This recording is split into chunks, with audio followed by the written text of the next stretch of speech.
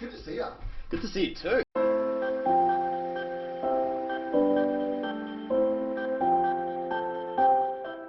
I just want to make sure there's not all this shit in my way. Yeah. I have a tendency to like rock in my chair. Yeah. I do this sort of shit. So I gotta make sure I don't do that. I can't sit still. Yes. So like, I'm so sorry in advance. I have ADHD, so like, I didn't know that. not diagnosed, but I am fairly certain. And if you ask anyone who knows me, they're inclined to agree. In fact, everyone else keeps pitching it to me. It's not something I've self-imposed. So like, and then have you seen that video of Trump when he's like a cat and they put a cat face on him and he pushes No. everything away? Actually, maybe I have. Yeah, it's like papers. He would just move it. Somebody's glass. He'll move it over. He's sitting on a table like in a And boardroom. he's just fidgeting, is he? Yeah, he's just like moving things shit away around. out of his space, and that's what I'm kind of like. I'm like, I want to push this microphone away. But then you want to pull it back. Yeah, I want to. And then you want to touch that thing over there. Yeah, I just want to. So this.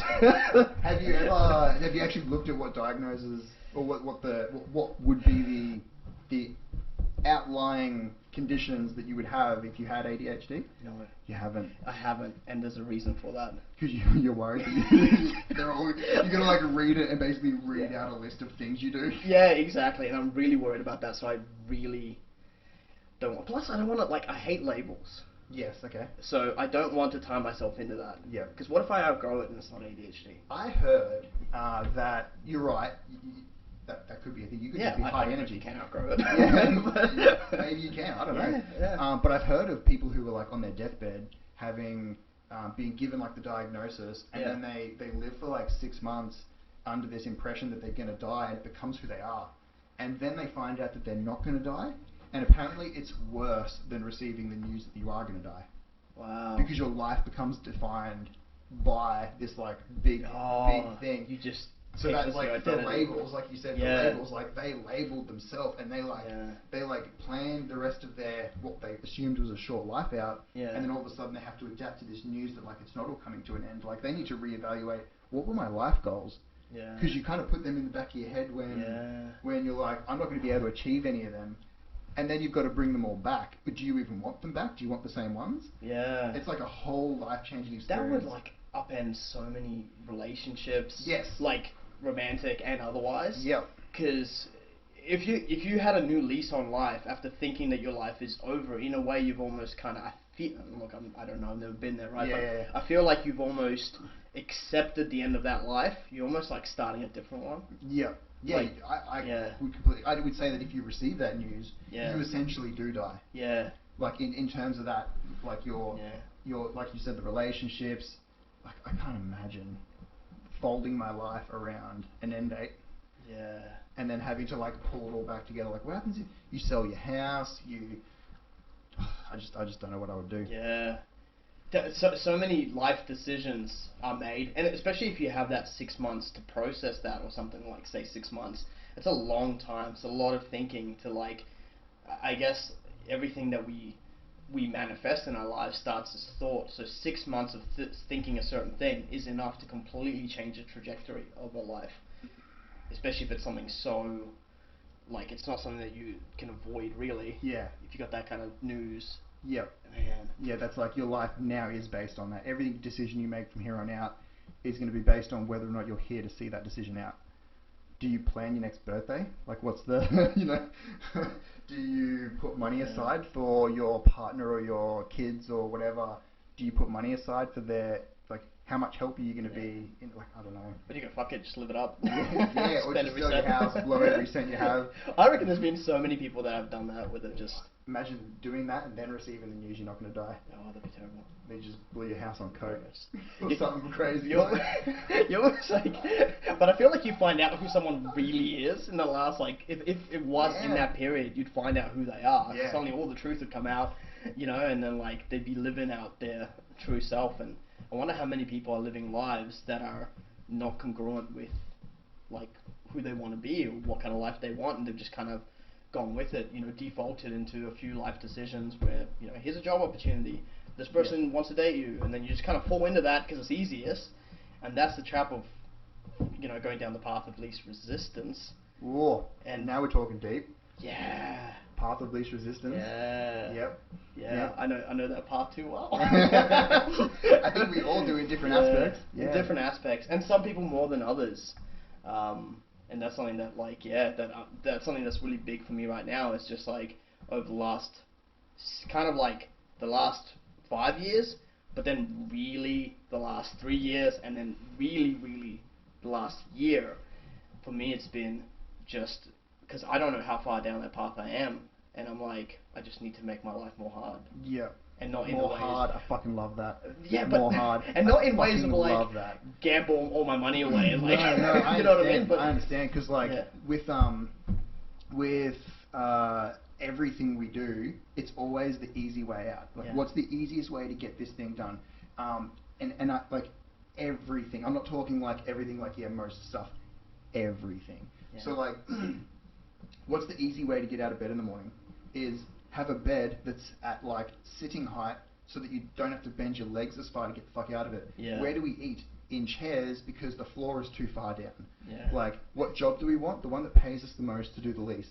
Like, isn't that the definition of what most people are looking for? Yeah. When you go to the gym, like, it's to get it out of the way, not to like enjoy the suffer. like everything that we do is based on that, and I love that attitude of like, what's the fucking hard shit? Yeah. Let's do it. It's like it's hard to explain because like I get questioned that a lot. Like, why do you do this to yourself? Like, in my head, I don't think I'm doing much.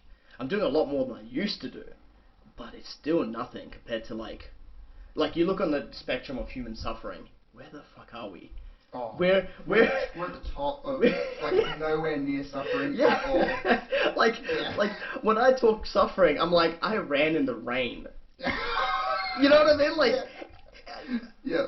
Like, oh no, you ran in the rain by choice? So you're telling me you didn't have to take that bucket through the rain and mud down to the creek to drink water? Yeah. No, you just decided to put your Nikes on and run on the footpath. Oh, even better than that, Asics. They're like these Asics Cumulus cushioned, you know what I mean? Yeah. And it's like, when I say rain, I don't mean like, like Alaskan rain. Like, I'm talking about like Queensland tropical drizzle.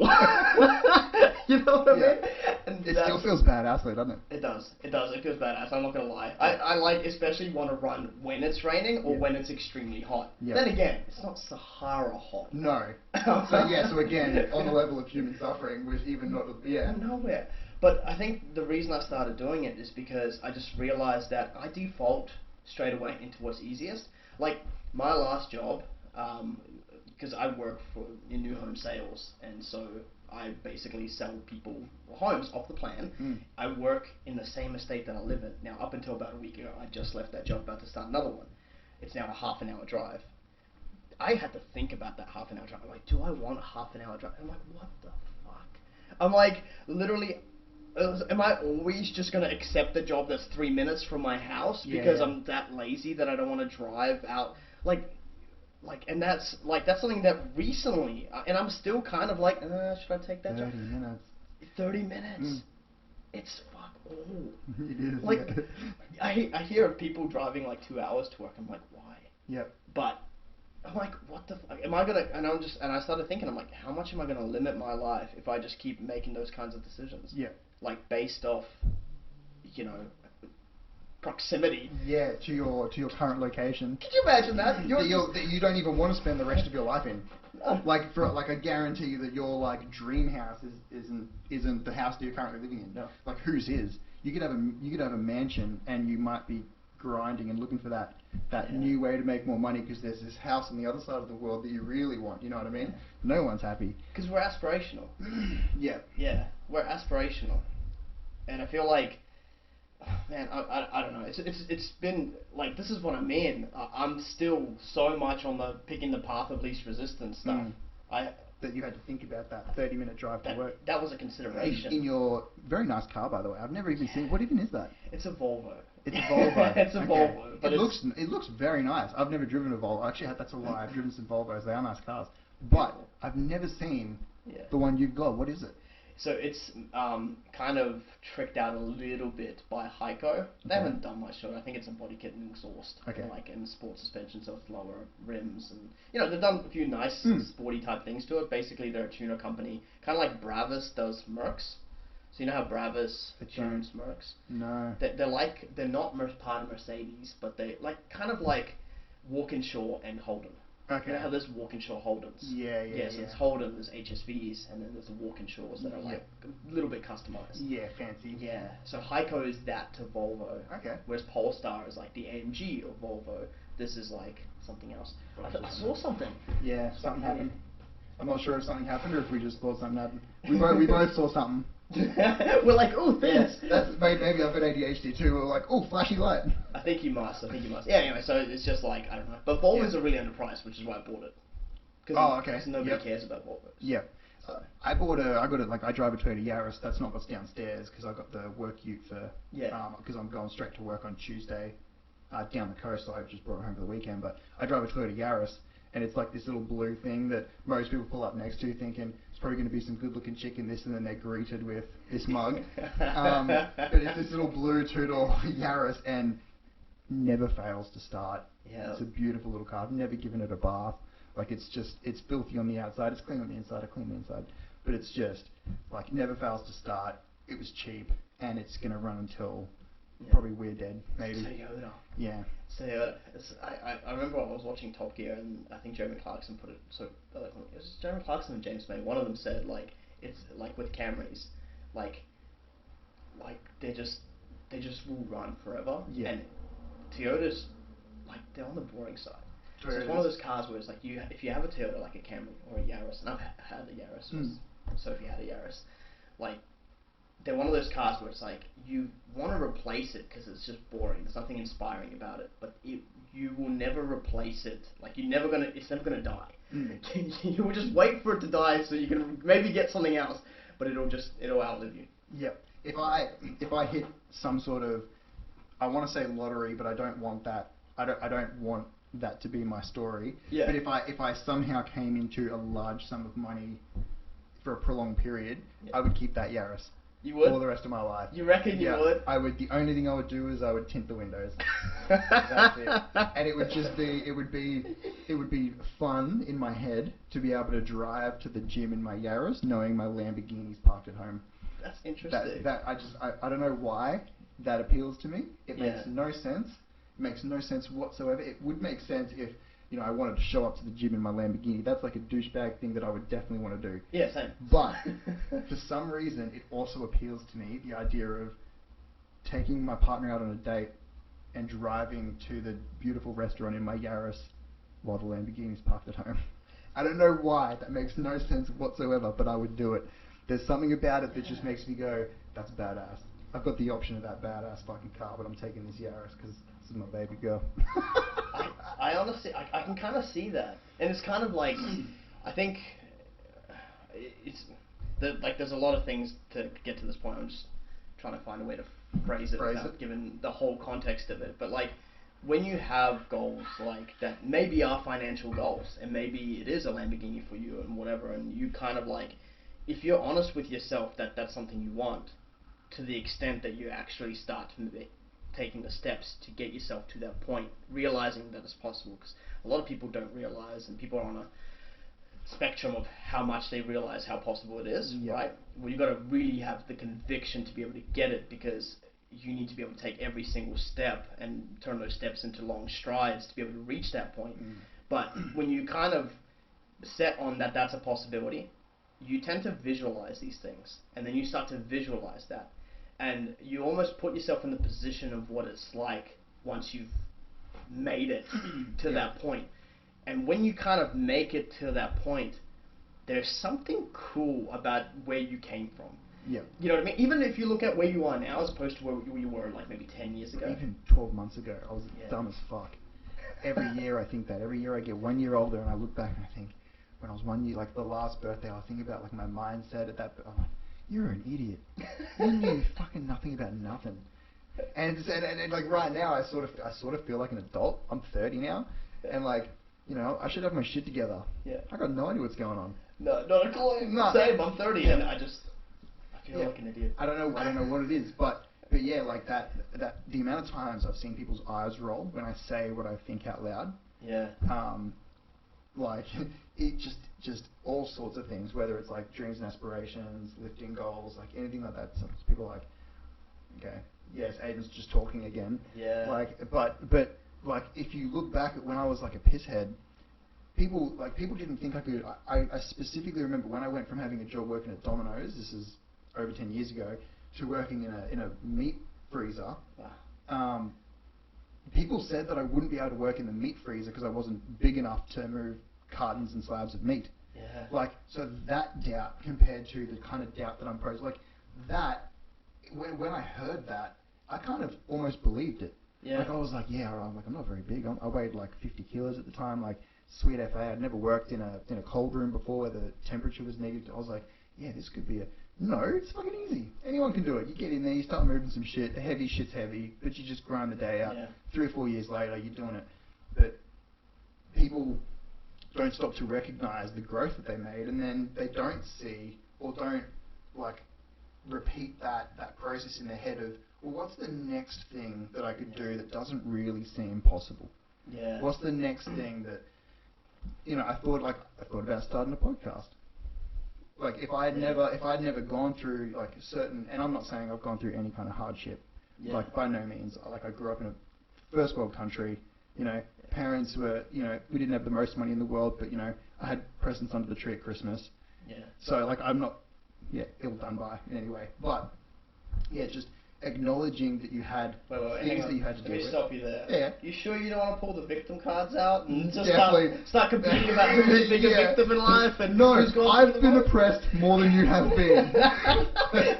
How many minority groups do you fit into? Yeah. I fucking hate that victim mentality. That does my head. My name is Dmitri Golovin. Have you tried applying for a job? Say it again. Slow for the people. Dmitri Golovin. I'm not even going to try and say that because I'll embarrass myself. But that is a fucking cool last name. Took me a while. 2 years ago? Yeah, I just learned how to spell. Pull my license out when I'm filling out forms. Go on, sorry. Sorry. So just to wrap that up, like the stopping and being like, all right, well, I achieved this thing that wasn't all that special, but that made the next thing look a little bit more achievable. Like when I started volunteering for the fire service, that was like, you can't be a firefighter. You weigh 50 kilos. Like and even now, then I learned how to operate a pump. It's like, okay, now I know how to do this thing, and I can show other people, and people are, oh, I've learned to use a pump because Aiden showed me how to use it. Like little things, they're just tiny little things. They're nothing super impressive, but you just acknowledge the fact that you learned something, or you achieved something, or you work towards a goal. All those little things, you should take the time to appreciate that you've learned to do them and accomplished them, so that you can aim up, so that you can go, all right, what's the next thing that doesn't seem achievable, because all that other stuff may not have seemed achievable, but now you're here. So, but we don't acknowledge those steps you made to get to where you are. Because it always feels like this is different. This is different. Oh yeah, well I was able to do this, but this next thing's harder. It's different. Yeah, it's harder. It's hard to picture yourself in that next place. Yeah. And it's always hard to picture yourself in that next place. Yeah. I had this like epiphany with weightlifting like a long time ago where a 100 kilo deadlift when I was deadlifting 100 kilos didn't seem like a huge accomplishment. Didn't seem like a huge goal. Like I pulled 100, fantastic. And then, years and years and years go by and you can pull a little bit heavier. And then you look back and you're like 100 kilos is still heavy. Yeah. Like it's still 100 kilos. But now I pull it without even thinking about it. Like it's not an achievement anymore. Yeah. 100 kilos will always be 100 kilos. It doesn't get any easier. You get better. Yeah. So the goals every goal is like that. Like starting a business, I've never started a business, but and I'm not saying it's easy because I wouldn't know, but however difficult it is, it stays that difficult. You just need to get better. It's not that like you're going to do all this thing and now starting a business is easy. Yeah. No, it's exactly how difficult or easy it is. You just need to meet that level. Like, you have to put in the work. But if you're a bit soft, it seems too difficult and everything's too hard and I've been hard done by and I'm not going to bother working towards that. It's just so much easier to just have an out. It's so much. It's easier to find an excuse than to find a solution, and to find problems, identify problems without identifying the solution itself. Yeah, that was actually a practice I started doing at work. Was every time I bring a problem up, I try and bring a solution with the problem. Yeah. Instead of being like, oh, you know, the parts that I'm trying to get a hold of, they can only be sent by this person, and you know, I can't get a hold of them. Yeah. All right. Well, that's no good to my boss. So how about I go looking for where we can get it from?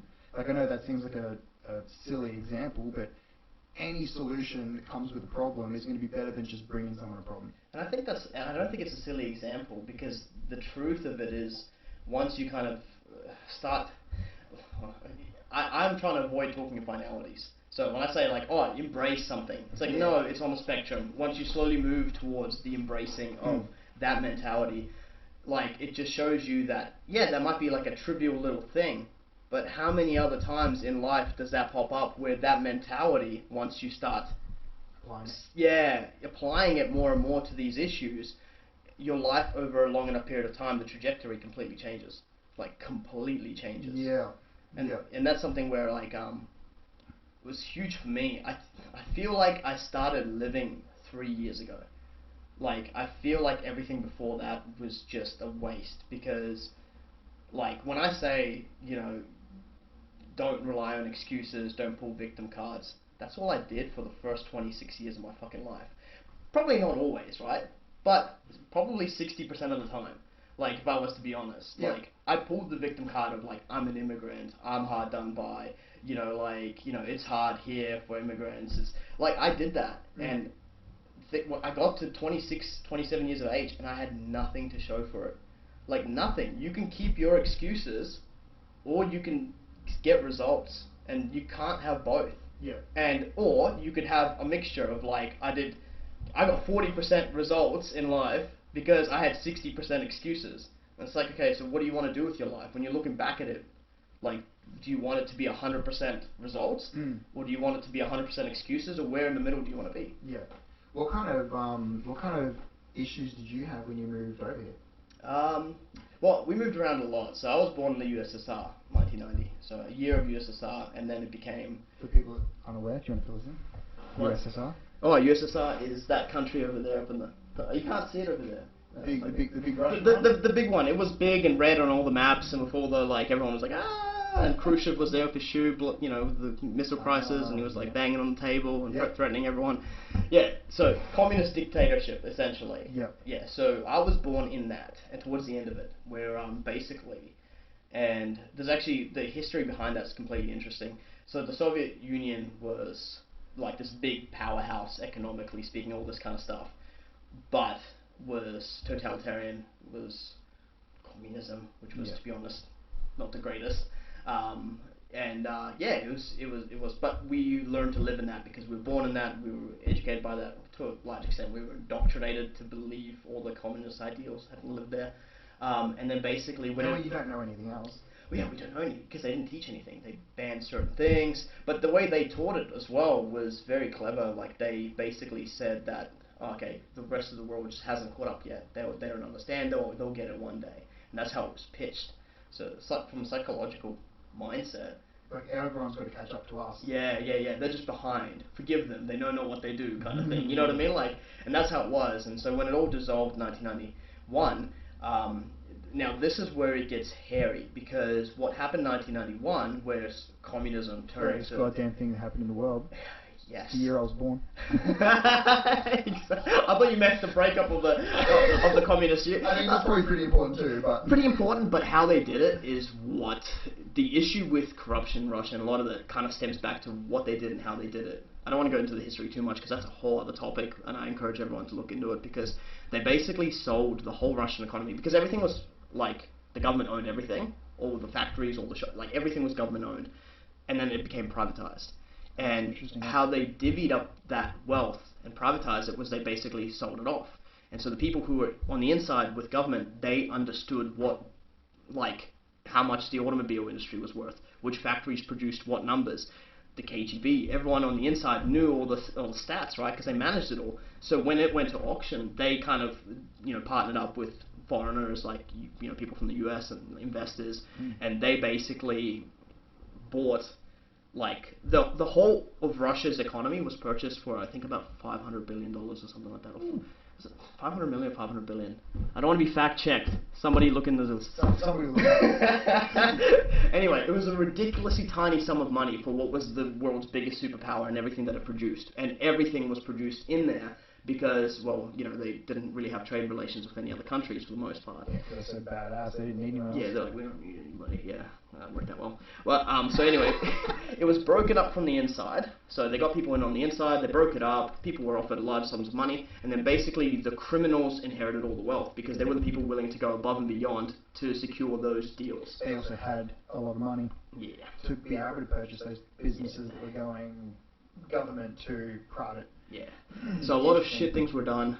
Basically, life became horrible, and a lot of people blamed capitalism for it, but it wasn't capitalism. It was cronyism. It was actually corruption, and it was just like criminal activities. But they said, okay, this is capitalism. And there's people in Russia are divided about it. Some people are miss the Soviet Union, and they're like, oh yeah, it became shit after capitalism came up, and then so I don't know. But I think the people who do miss communism, I think they blame what happened on capitalism when I disagree. I personally think that it was just criminal behavior and it was mismanaged and people lined their pockets. Yeah, I feel like there's always going to be that group of people though that reject what's new. Yeah. The same thing with like people in the generation above us think that going live on Instagram is ridiculous. Yeah. There's people that, in the fire service, if you pull out a phone to navigate to somewhere instead of the UBD, then you're an invalid. Even if you know what page you got to get to, I'll find that address faster in Google Maps. Yeah. But it doesn't matter. Everything. People always reject what's new. I'm pretty sure that if you look back at when phones came out, they started talking about that. There was newspaper articles saying that people are phones are going to ruin, and I'm talking home. It's connected by a cable on the wall. Every house has its number, and it's just when those came out. There was literally news articles that were talking about that being the downfall of our civilization because no one was ever going to leave their house to go talk to anyone else, and socializing would be ruined because it's new and scary. Yeah, you're right. So the people in the Soviet Russia that were forced into I say forced.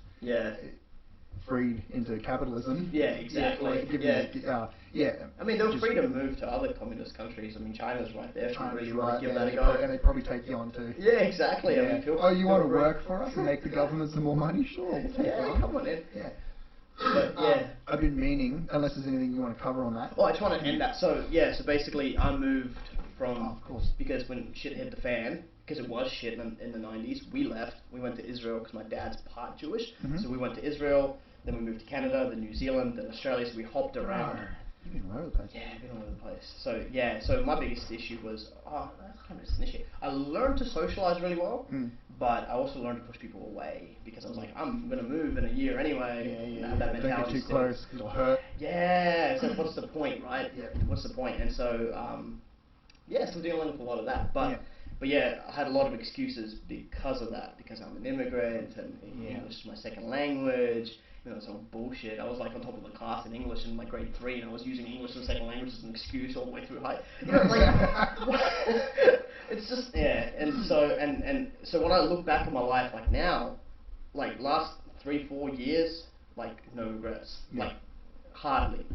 Look back at the rest of my life, nothing but regret. Yeah. When I just settled for victims, the victim card, victim mentality, and just making a victim of myself, and it's just regrets. Yeah. 27 years of regrets. That's a long time to regret. Yeah. My high school years, all that kind of stuff, and I just don't want to do that anymore. So changing the trajectory. Yeah. And it a lot of the time, it's 100% your perspective on the negative, or your perspective on what you wish to play victim to. If you were, or in my instance, when I came up through high school, I was tiny. Like there was no size to me. I might blow away if there was a fucking big enough gust of wind. Yeah. And when I came to high school and we started playing soccer, I got pushed around like a motherfucker. The small dudes on the soccer team could knock me about. Like no dramas with that. And so that for me, that was like a big, I'll never be good at this particular thing or that particular thing because of that. Yeah. But if I was trying to be a jockey, which I wasn't, but you know what I mean? Like it was just because of what I wanted, and because it would have been hard to get what I wanted, which would have been big enough to push everyone else around. That seemed so unachievable that you just play the victim card instead. I'm small. It's not gonna happen for me. Yeah. Like whatever it is. I feel that because I was also very small. I looked 12 when I was like 18. Yeah. Same boat then. Yeah. That's pretty much over me. But I suppose where that size doesn't come into play as much, jiu-jitsu. Yeah. Something that you've just taken on. Yeah. Got the bug? Got the bug. It's a fucking cult. It's a cult. Literally a cult. Oh my god. I've been like the podcast I listen to, like Order of Man. Shout out Ryan Nicola. What is it, Ryan? Ryan Nicola from Order of Man. He's runs a podcast I've been listening to for the last 4 years now, I think. I thought that was a Jocko. Order of Man was a Jocko thing. No, it's Ryan Nicola. So he's interviewed Jocko on his podcast like 4 times or so, something like that, and interviews a whole bunch of other men. It's basically like a podcast, self-improvement type podcast for man-themed things, stereotypically, some not so, but really interesting, kind of got a lot of insights from the guests there. The guests he's had are amazing, and the people that I now follow to and aspire to be like in some one way or another. Mm-hmm. What were we talking about, jiu-jitsu? Yeah, and then he actually started doing jiu-jitsu a couple of years ago, and then when he was interviewing Jocko, he was talking about it, and then he interviewed other people who do it, and then I got into the Jocko podcast. They talk about jiu-jitsu a lot. And when I was talking about jiu-jitsu, I'm like, whatever. And then I didn't really care much at the time. Like I understood it. I understood the importance of it. I never undervalued it, but I was kind of like, I was busy with my own injuries and rehab and all that kind of stuff. And now I've been feeling pretty good lately. I've been upping my workouts, 2 to 3 workouts a day, and I'm like, let's see if I can give it a go. And then I listened to one. He had a podcast, Order of Man podcast with Renee Gracie, who is obviously the grandson, I think, from Helio Gracie. Yeah, I know exactly who you're talking about. The names are not in my vernacular very well. But I do have a face to put to who you're talking about. Yeah. That Gracie he's a young instructor. And he's a pretty tall looking dude. Yeah, really handsome. Yeah, tall, dark and handsome. And just a really nice guy by the looks. I've watched a lot of their videos. Yeah, he's really good. He had a really good podcast about his accreditation of the Gracie accreditation schools. Just want to make sure. Just want to make sure it doesn't. Hello. Yeah. Look, I should have you, but I just noticed it was bouncing some. Sorry, keep going. No. ADHD. Comments. Do you have to reply to comments? Two bros sitting 5 feet apart because they're not gay. Didn't know you were doing a podcast, bro. How's yeah? Shout out to Sarah. People are I can wave to people. Some people join it. I'm gonna wave. 5 feet apart because they don't realize that we're touching toes under the table. Yeah, we're playing pussies. That's cool. That's awesome. People are coming and going. That's cool. What were we talking about jiu-jitsu? Yeah. So. You were watching the Gracie video. Yeah, and he was talking about his programs, structured, this and that, and then I posted about it. I'm like, oh, that was an interesting podcast. I posted about it on my Instagram story, and then I had a mate reply. Shout out to Nathan Carl. He replied and he goes, hey, I'm actually going to one of his accredited schools, the only one in Queensland, in Camira. And I was like, wow, that's 15 minutes from my house. Yeah. So I'm like, all my excuses out the window. And they had night sessions or whatever, and I was just like, yep. So a week ago I just went in. I'm doing the first 10 days trial because I'm a tight ass and I like to get my 10 days free first. Even though I know I'm going to sign up, I want my 10 free days first, and then that's what they offer. I love it. Yeah. You got the bug. It's so addictive. Yeah. So addictive. Did you have a moment where you realised you were going to be hooked on this particular thing? Was there anything that grabbed you in? I don't. I kind of knew it going in. Yeah. Like, it's hard to explain. It's just in line with what, kind of like when I visualize my life 10, 20, 30 years from now, and the things that I visualize myself having done, having learned, having accomplished, like, something like jiu-jitsu is always going to be present. And so, like, I don't know if it's always going to be Gracie Jiu-Jitsu or, like, 10th Planet or shout out to Eddie Bravo. Yeah, that's right. The one you're doing. Yeah. You know, but yeah, it's just, like, I didn't want to be that person who's like, oh yeah, if something happened, I would be able to do blah, blah, blah. No, you wouldn't. No, you wouldn't. Especially if that person knows jiu-jitsu. Yeah. Oh my God. When, like, unless you know jiu-jitsu or something similar, like, I'm not one of those, jiu-jitsu on a pedestal above all the others, like judo, sambo, whatever. Like, something. They're all fantastic. Yeah. If you don't know something like that and somebody's on top of you, you're fucked. You're so fucked. Oh my God, I never realized what a person's weight on top of your chest cavity does. Yeah. I never realized that till this week. Yeah. So you stayed to spar to roll? The way they do it is every session they teach 2, like, things. Yep. Like, I don't know. Like paths. Yeah, 2 paths. Yeah, because it's not just like a move, it's a series of moves. To get to a certain, like, it's choreography, right? It's like steps 1, 2, 3, and 4 to a dance. Yes. Yeah. Those 4 steps will put you from a position that was less favourable to a position that was more favourable. Exactly. Each time. Yeah. And so I've done 4 sessions so far because it's about 4 sessions a week that they have available. Yep. Yeah. So you've gone. So they do two sort of pathways. And then after that they live, or like what's the? So far, because the way they've structured it is there's about 6 to 12 months of this combatives program before I've heard something about that. Yeah, before they put you into the master cycle, and then in this there's 23 classes that rotate. You have to do each one 3 times. 23 classes that rotate. There's 36 techniques that they teach in those 3 classes. Yep. And so obviously it's like almost like a round robin. You keep repeating. So if you miss a day, because you have to have 3 of each session, you have to wait till that session comes back around again. Yeah. So you might be in it for another month or 2 longer while you're waiting for the classes to circle. So I can't miss a single session. I'm like, I'm going to get all of them. I want that combatives belt, because that's when they put you into master cycle, and then that's when you actually get the spar, because they're interesting. Yeah, they do it a little bit differently for a reason. I'm sure there's reasons for it. Yeah. And I've done 1 session of the one where they kind of just throw you in and spar. Yeah. And I didn't mind that either, to be honest. Like, I didn't mind that. The only thing is I didn't know what the hell I was trying to, like, I was trying to figure out what the other guy was doing and not letting him get there. Sometimes that's the trap. Yeah. It's crazy. So if you don't know, 100%. Like, like if you don't know, like my coach always talks about this thing. Not always. I shouldn't speak. So like you said, I shouldn't speak in absolutes. In absolutes. Yeah. But he's mentioned before things like if you want your opponent to come towards you, pushing them away is going to make them oppose that. Yeah. Which then lets you change the direction and use them to come with, you know what I mean? Like, it's that if you want them to come closer, push them away. If you want them to go away, pull them closer, because they're going to resist and you can push them away, you know what I mean? Yeah. So if you need 6 inches of space, and when you push away you can only get 4, and you pull them closer. Hey, sometimes you have to settle for 4 inches, alright? Sometimes you've got to settle for less. Sorry, ladies. Yeah, can't make it happen.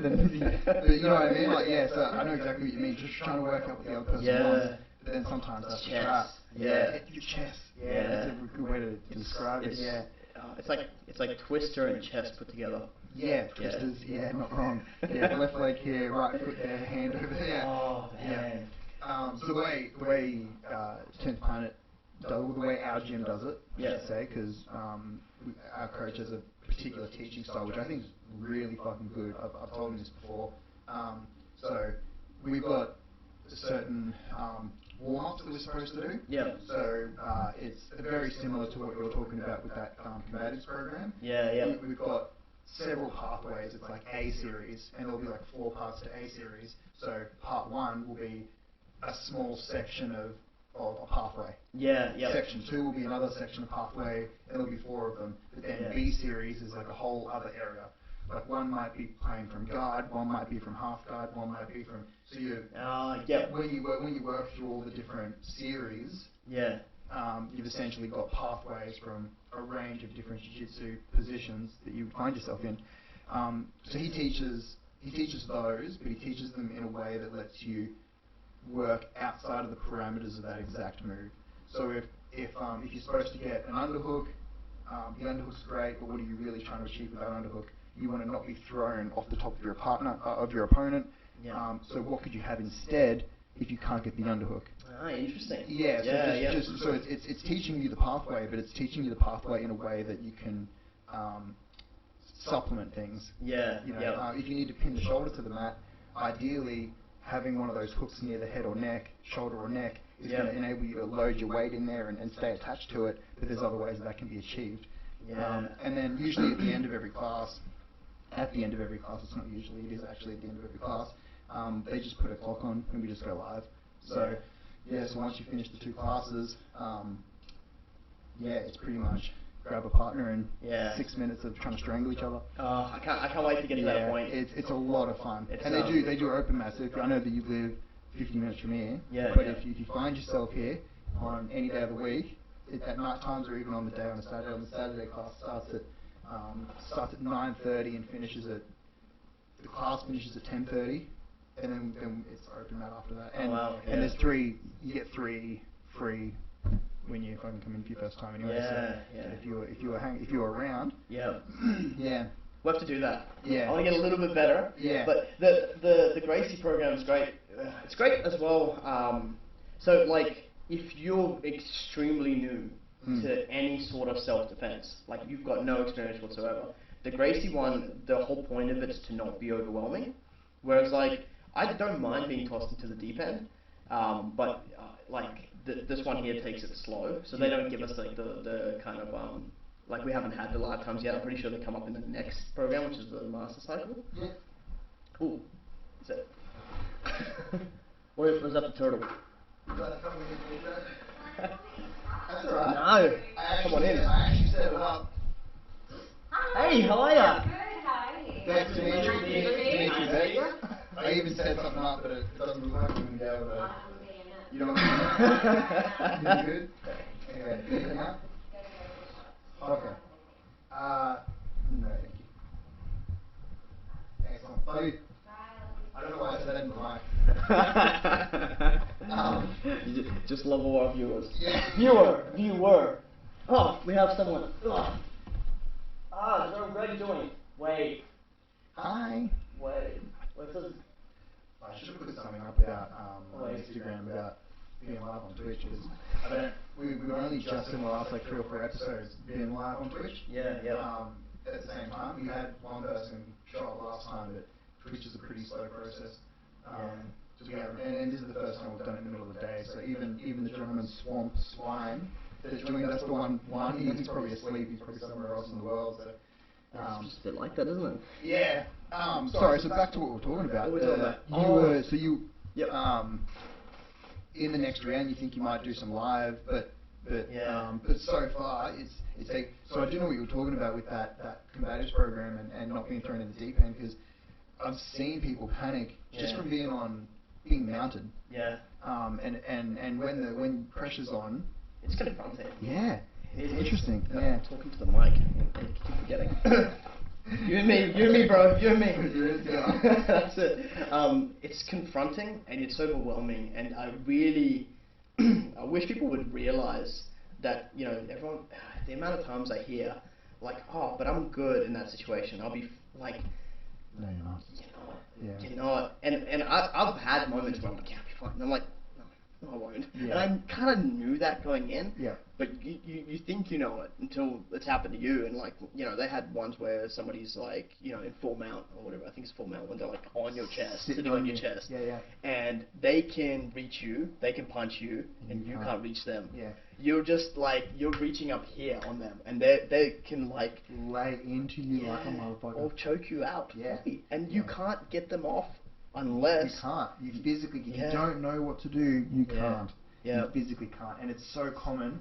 There's so many fight videos where people turn their back because they think, if I can get my front side to the ground, I can stand up. Yeah. I can get my arms under me and stand up, and then, bam, son, rear naked choke. like you're going to sleep. Yeah. But that's if the person on top knows jiu-jitsu. Yeah, if they don't. If not, then they'll just beat the shit out of you from on top. Exactly. Yeah. I had a moment in jiu-jitsu when I first started doing it where I was mounted, exactly what you were talking about. Yeah. And previously I would have had no idea what to do. And this was after a couple of times. So I'd gone live a couple of times and rolled with people. I just get swept. I get choked out, armbarred, Kimura, like all the fucking submissions. I was just like a fucking sheep to the slaughter, which was fine. Like it is what it is. But yeah, and I was just getting murdered left, right, and center. But there was a moment where we'd gone through a drill of how to, like one of what I'm sure is hundreds of ways to escape out. I was on the bottom and I trapped the close side foot, like overhooked the arm that was on for my opponent, and did this sweeping. We learned that. Where you push up through your hip and then you try and reach up. And push them off. And I swept them over. I still got choked out, but I swept it. And I was like, I took a skill, applied it, and I came out better from that position. Instead of getting like arm barred or head and arm triangle choked from the bottom, I ended up getting like triangle choked from guard. Like they still beat the fuck out of me. Yeah. But it was a moment where I was like, I learned a skill and I applied it. And now I'm hooked. You're like, is that what hooked you when you were able to pull off that first? I was pretty addicted before that. Yeah. But that moment of the little victory in my head, the little dose of serotonin that I got when I reversed the position. Yeah. That was the high that I needed to be like, I'm doing this for the rest of my life. And I know that I don't know if that was it for me, but like I had a moment like that last night where, you know, we were doing they put me with somebody who already had the combatives belt, so they were a blue belt essentially. No, but they were actually a blue belt because they were doing it on and off for like 7 years, injuries, life, all that kind of stuff. But they put me with this guy, and he's and because he already knew everything, I didn't have to give him a turn. We didn't have to take turns, and I could just practice the move. And when I was pretty proficient in that move, I was like, okay, what would you do next, kind of thing. And then he kind of showed me, and then he kind of went turn on, and he was just like, I had to pull him down and keep him close. Like I was on top. I think I had kind of where was I? His legs were here somewhere. So I wasn't in full mount, but I was. So you were in his guard. I was in his guard. Yeah, I was in his guard, and he was trying to get up and stand up. I was trying to stay close to his chest, and I had to pull his arm, and I had to drive forward to push him back down. Yep. Do you know what I mean? Yeah. And I had to do that, and then he just went full, and I gave him too much space, and he did this on purpose to test me. I gave him too much space, and he got in there, he wedged me off, and then I managed to get back to it, and then he put me in, I forget what position, because it all happened so quickly that I was just like, I had to tap. But but it was so quick and ended like that. But I survived 5 seconds, and I was like, yes, it's a victory. So you did the skill. Yeah, 5 seconds is a long time. Bro, I've been times where there's 12 seconds left on the clock, and someone's mounted me, and they're trying to head and arm choke or some funky thing. And I'm there, and I'm like 12 seconds, and I swear 30 minutes later, I'm like, fuck, there can't be many more seconds left. It feels so fucking long. It's insane. It's like time goes at a different pace, and I don't know, so much fun. I don't want to scare people away though. It's so controlled. Yes. You know what I mean? It's cooperative. It's not like this person's trying to get you. You and your partner who you're sparring with, you're in cooperation. You've got rules that, nobody oversteps them. Everyone's super nice. Everyone's always asking each other, you've got any injuries that I need to consider doing this? And and everyone respects the tap. Everyone respects the tap, and they're just it's a lot of fun. And I was so scared of doing it, because I've never been in any fights. Yeah. My whole life. I'm not big enough to be starting any. Yeah, neither. I was really good at de-escalating. I'm with humor. Humor. I'll come in what are you going to pick on the small guy? You're going to beat me up? That's going to really impress everybody here, you fucking idiot. Exactly. We literally just scoot under the radar. Yeah. Yeah, and that's been my survival tactic, right? So, I was super scared of, I still feels comfortable for me having another grown man on top of me. Yeah. I'm my instinct is to push away, which jiu-jitsu is like you have to hold them close. Yeah, well sometimes, depending on the position. Or far away. Yeah. But I'm always in the, like, pushing away just in the red zone where I can get knocked out. Like, that's why I'm trying to fight that instinct. Yeah, I have seen that, what you're talking about, because there's like a safe, and then there's like a dangerous zone, and then there's safe again. Yeah, exactly. Yeah, when you've closed that distance. Yeah. That's a big difference between that combatives program and different styles of jiu-jitsu, because our style of jiu-jitsu, we don't, like when we go into class, we're really not talking about a street fight. Yeah. In ours at all. Yeah. We're going, sometimes some of the moves that we're looking for even are more to do with points that you would score at a competition. Yeah. More so than what would aid you in a fight. If I asked for private lessons with the coach, I know for a fact that he would be able to recommend things that would definitely be safer to do. Yeah. But for the most part, we're actually really focused on, you know, positions that you would go to specifically for either points or just to win your match. So that's when you have to, like, remind yourself, for like you have to almost like kind of like just remind yourself in that position, almost like self-assess different positions and go, in a street fight, would this work? Yeah. Or would I get punched in the face? Yeah, 100%. Yeah. There's different things though, like if someone was to mount me now, I'm confident in my ability to reverse that position. Yeah. So I'm not where, like 5 years ago, this might have been my worst fucking nightmare. Someone sitting on top of me just landing in my face. Yeah. Now, I'm not worried about that. Yeah. Like, I'm not worried about being mounted and have, like, if they know jiu-jitsu, I might be fucked. Yeah. But yeah, if someone mounts me, I'm not nearly as worried about them staying in that spot and just belting the fuck out of me, because I'm very confident in my ability to at least reverse the position on someone who's focused on punching me. Yeah, and that's exactly it. I mean, like, and even the sports jiu-jitsu, you know, there's still, all the skills are still transferable and applicable. You just have to use some common sense when you're applying them. Yeah. Like, you're not trying to score points in a street fight. Exactly. As long as you're aware of that. Go to knee on belly for 3 seconds, keep it down, look around for the ref to get the points. Does anyone witness that? Yeah. Can we go to a replay? Yeah. And time. Yeah. Yeah, exactly. But, it's a lot of fun. I just highly recommend that anyone. Yeah. Hang on. Get on that, on the jits. What are people saying? Hit me, homie. Tell me the business. I think she's gone. I should have put up on like Instagram or something, that because every time we go live, we kind of post that the next podcast is up. Yeah. We really never post that we're about to go live, which I think is something we should probably start doing.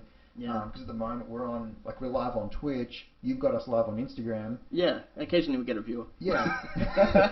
But then there's like we upload to Spotify, Apple Podcast. Yeah. Like all those standard ones. We put the full video, like the video and the audio, on YouTube. Yeah. We're putting it everywhere. I've got to get better at, and this is something that Beck and I have recently been talking about. I've got to get better at doing all the shit and actually making the schedule work, because we manage to sit down every week and do the podcast, but the uploading on Instagram is just kind of all over the place, and it's just annoying. And so that's why I was really keen to get you here too, because for those that don't know, people that do watch our podcast, they'll know that Beck's going away in 2 weeks. Yeah. So we're not going to be able to do videos for those 2 weekends that she's gone, because she leaves on Friday and then comes back, I think, on like the following weekend. So for the Friday she leaves, obviously that'll probably be the week that this goes up. Yeah. Or we'll upload it early. Filler content, guys. Filler content. Actually, what I'm thinking now, and this is just literally off the top of my head, I'm thinking if I can upload this weekend, then when Beck and I do a podcast tomorrow, I can move the podcast schedule to a Friday on a higher view day. Oh, interesting. Yeah, because it's something I've been really interested in lately is content and like viewer times and things like that. It's important. I mean, at the end of the day, right, if there's, like, everything you're doing is for the viewer, right? Yeah. And so, like, you need to have the viewers to be able to try and give them some entertainment or some, I don't know, whatever this is. It's basically education or entertainment, you know, or escapism, and that's fine. So it's all the kind of stuff that, you know, you provide when you've got like content that you're putting out, and I post daily on on social media. You should plug that, even though we don't get many viewers. You should definitely plug it. Because I watch all of your I go to your Instagram when I'm fucking feeling like I need to kick myself in the Oh, really? Sometimes, yeah. Especially, I love that you do the watch. Oh, yeah. Before the workout. Start doing that. Yeah. I do the badass. Yeah, I post a photo of my watch at the end of every workout that I do, and it's. I started posting not every workout, but like sporadically to keep myself accountable. About 4 years ago, I was like 15 kilos overweight. I had a lot of shoulder injuries that I never bothered doing anything about. Actually, I remember you talking about those when we trained at that time. Yeah. We were benching together, and you were saying your shoulders were playing up. Yeah. It's all fixed now for the most part. I'm really careful with my benching now. My form was shocking. But 4 years ago, I was just overweight. I was with my ex for 7.5 years, and the relationship was pretty toxic. Not really her fault, my fault kind of thing. It was just we were just terrible together. Yeah. Good people, bad together. Yeah, exactly. Yeah. So what happened was I was miserable, and I think that's what made the relationship miserable. I wasn't happy with myself. All this like bullshit, love yourself for who you are kind of. Man, there's nothing in that. you need to earn your own love. Like, it sucks that that's the way it is, but hey, it is the way it is. It's the way it is, and I did nothing to earn my own love for myself. So I just let myself go. I just got extremely fat. My acne was terrible. I never bothered doing anything about it. Like, it's okay now, right? But I'm taking antibiotics for it daily, and like I eat cleaner, and even now it's just okay, right? Yeah. But it was so bad back then. I looked like I was on meth or something, like picking my face. Like, it was just like I was pale as shit. Never got any sun. And I was just like miserable. Look at you now. Yeah, I was 50k in credit card debt. It was all just like, I don't know. It was at the lowest point, and then the relationship imploded. I lost my driver's license for 6 months, and I live out in Ipswich. There's no public transport. Yeah. It was like all this kind of fell apart like 3 years ago. And this all happened all at the same time. Yeah, lost my license, lost my job, and my ex now broke up with me. Yeah. In the space of 2 weeks. Oh. And you had that debt. I had 50k of credit card debt. 50. Yeah. Oh. And there was like no light at the end of the tunnel because it just kept stacking up. Yeah. And then when you don't have a license, you need to pay for some shit. Yeah. And then I was like trying to look for work, and then knowing that my license was about to be taken away, and like you have till you pay the fine, but you know that it's gone. And so it's like all that happened at once, and it was at the time it was like the worst thing that ever happened. But yet, looking back on it, the absolute best thing that ever happened, because that's when my life turned around. That's where you, yeah, because I started focusing on myself and focusing on the work, like not this ego, like I am this, therefore I am valuable. No, it's I do this work. This work is valuable. It then benefits me to do this work. Benefits you. Yeah, you benefit from the work, and the work is the valuable part. So it's not your idea. Like, and I was wrapped up. Like, I had like cars. I had a business where I was a van driver, but I had a brand new Mercedes Sprinter van, and I felt pretty good in my $60,000 van that was all on credit. You know what I mean? Like, and so my identity was wrapped up in external things, and like, and I was just like, I was with this chick and she's hot and all this, and like all my identity and value was wrapped up in everything else. So when everything crumbled and imploded, and you didn't have all of that stuff. Didn't have anything. That's fucking awesome that you came back from that. And then my mum gave me a shitty Saab, and that was like my car that I was driving for the next year and a half, and then like, and now I'm like pretty much debt free. The only loan we have is a loan to rebuild our credit rating. That's it. A loan to rebuild credit rating. Yeah, that's important. Yeah, that's important. Yeah, that's interesting. But all the 50k credit card debt paid off. Took a lot of work. Congratulations. Thank you. When did that happen? When did it actually all kind of... I don't even know. It's such a blur. I don't even know. Sometime in the last 6 months, a year or something. Fuck yeah. Yeah, so it just all kind of... And then, like, this last job in new home sales paid decently, and I put it into the right places and made sure that things were paid off, and then I bought a heap of shit that I've always wanted but could never afford. So buying like firearms now because I used to love shooting. And like, so I'm pursuing hobbies now. Like I bought a bow. That's always sexy. Yeah. It's only a cheapie. You need to post more videos of you shooting it. Yeah, I need to post videos. Full stop. I post photos because I just type things. I don't like the sound of my voice, and I hate my face. and so I don't like posting. I didn't even, when I started that Instagram and I was overweight, I didn't want to post anything. I posted, and you go back and have a look at my first photos, there were photos of the weights that I was lifting. That's it. And there wasn't even like, I wasn't showing off. It wasn't heavy weight. I was just like, here's me at the gym. Yeah. 10, 11 o'clock at night, because I didn't want to see people. I didn't want people to see me. Yeah. That's why you were there at 10 o'clock. Yeah. It's funny how that's become your routine though. That's like the time you folks train, eh? Well, not anymore. I have noticed you have training morning and night or afternoon. Morning gym sessions, nighttime walks or runs, and then on top of that now jiu-jitsu. Yeah. But sometimes I think I'm working hard. You're grinding, bro. You're grinding. And grinding, and like some people don't even consider that grinding. Like that's because some people think grinding is like going to work. You're grinding. That hobby shit. That's what makes you happy. I think. Yeah. Like that. Like you can. I don't know. I don't want to speak for you, but you can enjoy your job. Yeah. And not be happy. Like if you might enjoy your job, but you might come home and you've got nothing else that you really like doing, and like I come home and I fucking can't wait to get to the gym. Yeah. Or if I got jiu-jitsu that night, I fucking can't wait to get there. Yeah. Even sitting down and doing this with Beck, like we benefit off that outside of actually doing this. Like we benefit from sitting down and having a conversation together. Yeah. And just finding out what she thinks about something or what I think about something. Yeah. So we're trying to do shit that benefits us, but I fucking love your activities. Yeah. That fucking I want to shoot a bow. Yeah, you should come over. I mean, like your arm lengths are probably like mine, because it's all draw length with bows. I know Sweet FA about it. Yeah. Oh, I do know that there's like a poundage. Yeah. Or like, do they make it kilos here, or do they keep it as like a pound pullback? It's pound. It is pound. Yeah, it's pound here. Yeah. Okay, so basically, for those who don't know what we're talking about, it's just compound. It's a compound bow.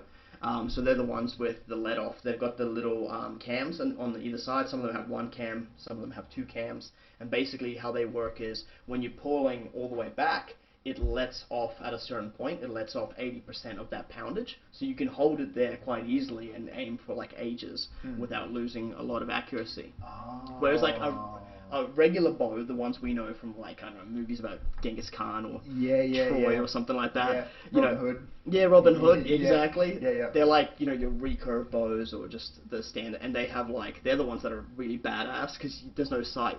There's nothing to aim at.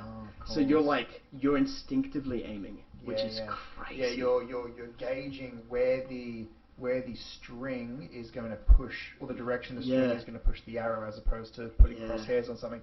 With your bow, so those two cams at either end. Yeah. If it's say and I don't know how heavy they come, but let's say 50 pounds just to make numbers easier. It is actually mine's set at 50 pounds. Okay, so if you pull back 50, it's not that you're pulling back 50 pounds, it's that you've reserved 50 pounds of force. Good question. Okay. I don't know. Okay, no, that's all right. Yeah, I was just trying to. Yeah, it might be interesting to sit down and maybe when I come over we'll. Yeah, all I know is I've heard that Genghis Khan pulled 160 pounds with no let off, so the entire time off a horse. Yeah. Can you imagine that? This is what I mean. Like we think we're badass, right? We think we're bad. We think we're so cool. Meanwhile, Genghis Khan riding his fucking horse with 160 pounds. So Genghis Khan, doesn't he have like some ridiculously high number of kids? Yeah, that's what like 5% of the population alive today is supposed to be related to him. I have heard that. Yeah, I don't know where it's from, but he fucked that many women. Yeah. And those women had children, because back then there was no such thing as condoms. Yeah, or contraceptive at all. That's it. And Genghis Khan wouldn't have used a condom anyway. Yeah, that's not a fucking man like that. Pull a 160-pound bow and put a condom on. I get fucked. I feel like there wouldn't be any condoms that would fit. Probably not a man like that. Yeah. That's a man. Yeah. But I just blew into the microphone. Sorry, people. It won't be a problem. Shouldn't be a problem. Also, the way I said that, I made myself laughing again.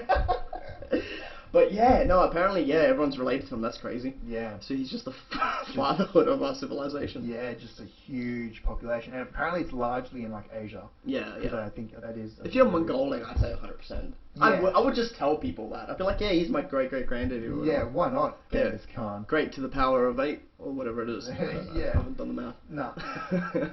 Such a badass. Yeah. But bows. like, and I'm only just starting. And here's the thing, like, you know, Bo's got bikes, got all the stuff, and I'm like, because at the end of the day, it's like, yeah, I might pick it up, put it down, never use it again, but that's the risk you take. Like, what's the alternative? Never try anything new? Yeah. Never pick anything up? Yeah.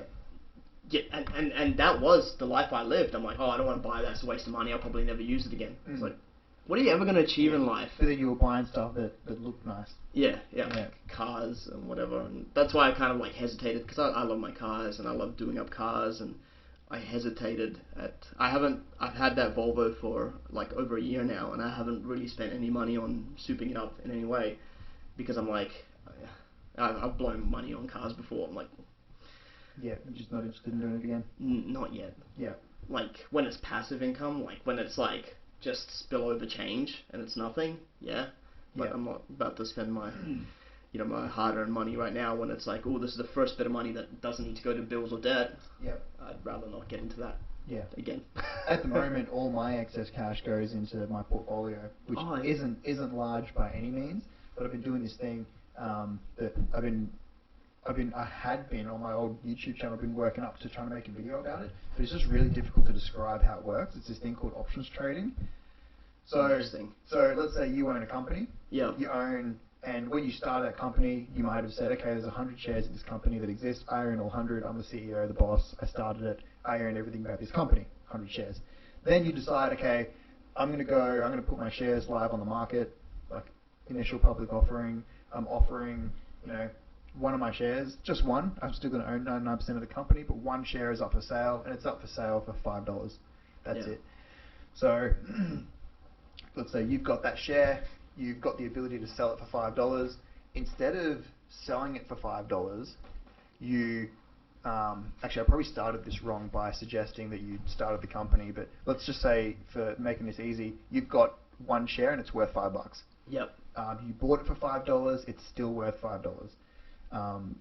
So anything above $5 is a profit for you if you sell it, right? Because you bought it for $5, it's worth $5. So let's say the market goes up a little bit, it goes up to $5.10. You can put this options contract on the market and basically say, I'm willing to sell this $5 share or $5.10 share. I'm willing to sell this for $5.20. I'm willing to. It's not worth that. No one's currently, like, you can't get it on the market for that because that's not what it's valued at. Yeah. But I'm just saying, I'm willing to sell it for that $5.20. Me as the gambler, and I don't play the gambler role in this, but this is just explaining what options trading is. Yeah. Me as the gambler, I come along and I look at Qantas's chart history, I've done all my math, I've read their reports, and I go, next month, those shares are going to be worth $5.50. Like, I think that, right? Yeah. It's a gamble. So I'm going to go, all right, I'll buy that contract off you. The contract is worth, say, 2 cents per share. You've only got one share, so I'm going to give you your 2 cents. So you get your 2 cents, I get my contract. You know, 1 month goes by, the contract end date comes up, and I look at the shares, they're worth $5.50. My contract says I can buy it off you for $5.20. Okay. So I execute my contract, I buy them for the $5.20. You still keep your 2 cents because that's what you got paid for that contract. But I can now sell those shares immediately to the market for $5.50 because that's what they're actually worth. I just had the contract to buy them for $5.20 because they were worth $5.10 when you wrote the contract. So from my perspective, I actually do your position in that example. So I recently bought 1,200 Qantas shares for $5. And the premium was 20-something cents. So that's that price per share for the contract. So I had the shares and I basically said, I'm willing to sell these $5 shares for $5.25. And then somebody paid me 26 cents per share for the 1,200, ends up being like $280-ish. $30 comes off the top for brokerage fees. So I got like 250 something bucks into my account. Wow. That's not terrible, right? Yeah, that's in the office. Exactly, and I bought the shares for $5. Yeah. So if they sell for $5.25, I'm still making a profit. And if they don't sell, which it actually looks like they're not going to, I keep my $250 and I do it again next month. Wow. Yeah, but again, the option has to actually be there for someone to. So like if I say I'm willing to sell these for $5.20, somebody else has to see that and think it's worth the gamble. Yeah. And I can say the contract is worth 26 cents per share. Somebody else might be like, I think it's worth 20. And then both of our trades will sit there, and I'll be able to see what they're offering, and they'll be able to see what I'm offering. And if nobody makes a move, then the contract, nothing happens. Nothing happens. Yeah. So that's the position that I take. I've bought the shares. Yeah. I'm willing to sell them, but if they don't sell, I just keep the premium and I do it again. That's fascinating. Yeah. That's so cool. I've made a little bit of money on that. That's what happened recently with the whole GameStop, the stonks. Yeah. I just know the memes. Yeah. That was a fucking brilliant thing that happened. Do you know the back end of that? From my knowledge, and you can kind of correct where my assumptions are wrong. But I only vaguely know, but I'll fill in anywhere that I think is. Yeah. So what happened is the people who were betting on it, they were betting on the loss of it. They were betting that the price would drop, so they were giving out options or something. It was something option related though. Yes, it's an options trade. Yeah, you might better actually explain it. From what I think happened, and I'm just trying to remember the exact circumstance. Basically, they had an obligation to buy the shares. They had an obligation to buy, which means they would have written insurance, I believe. So if they're betting for the price to go down, basically what happens is they bought the contract, so they had to pay the premium. I'm just trying to reverse engineer this in my head. Basically, so they must have been buying insurance on their own stock. Or was it betting against it or something? Yeah, because basically they had an obligation to. Oh no, they had an obligation to sell GameStop shares, but they didn't own GameStop shares. Yeah. So you don't have to own the stocks in an options trade. Yeah. But it's dangerous if you don't. Yeah. So yeah, they had an obligation to sell GameStop shares at a certain price. So if they went to that price, they would have benefited. If they didn't, they would have just lost their premium, whatever they paid for the contract. Yeah. So I don't fully understand exactly what happened, but basically, if they were wrong, they would have had to buy, $40 per share. They'd probably worked out they could afford that. $40 per share would have been a reasonable price to pay for them anyway, or whatever the price was. Yeah. But instead, the price, Reddit found out. Yeah. And the internet sent the price to $400, or that's what I heard. Yeah. So then, at the end of the month rolled around, they had an obligation to buy those shares, because that's what the contract was written for. Yeah. Yeah. And so they had to buy the shares for $400 and sell them for the $40 or whatever they wrote the contract for. Yeah. Basically putting themselves bankrupt. And then people tried to bail them out towards the end, and they went under two, or that the people bailing them out might not have went under. The companies, the investment companies, the funds, I think, that were trying to bet against GameStop, they were pretty much going to go bankrupt, and then people try to give them money to bail them out, and it's nothing, because the tide of angry Redditors, how dare people bet against our beloved GameStop. You know what I mean? Yeah. You don't piss off Reddit. No, Reddit's a fucking interesting place. Yeah. I actually use Reddit way more recently than I used to. Oh, really? Because if I type in, and I have a love-hate relationship with the internet for this, if I type in, I don't know, cars, I'm going to get advertisements for cars. Yeah.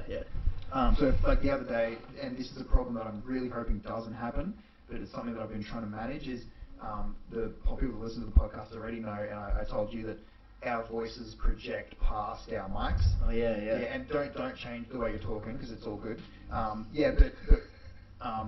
Trying to fix that issue. If you type anything into Google about mics and echoing, it's like software editing stuff, Google or Amazon trying to sell you mics. It's not what I want. Marketers ruined it. Exactly. Yeah. So if you just put Reddit on the end of any question you have, there'll be a whole feed of people making recommendations of how to fix shit. Yeah, without trying to sell it, not being financially invested, that you actually spend money fixing that problem. Yeah. Wow. Yeah. So I love Reddit for that, because all sorts of issues. I recently wanted to have it set up. I was telling you about the foot pedals. Yeah. I worked out that that's probably not viable for this software, but the other thing that I wanted wasn't viable for the software, because what I was hoping to do was actually pair the audio up with the cameras. Yeah. So if I'm talking, that camera comes up as the first display. Oh, and then when you start talking, this camera comes up as the top display. Would we be able to confuse them if we talk at the same time? We're just like flipping between the two. I think it's built into the software where it recognizes that this person was talking, but this person started.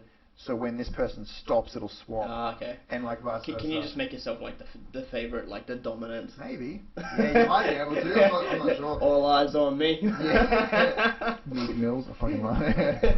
Tupac was it? Oh, Tupac, sorry. I'll do Meek Mill. Yeah, I do like a bit of Meek Mill. Yeah. He's alright. Yeah. Don't mind Meek Mill.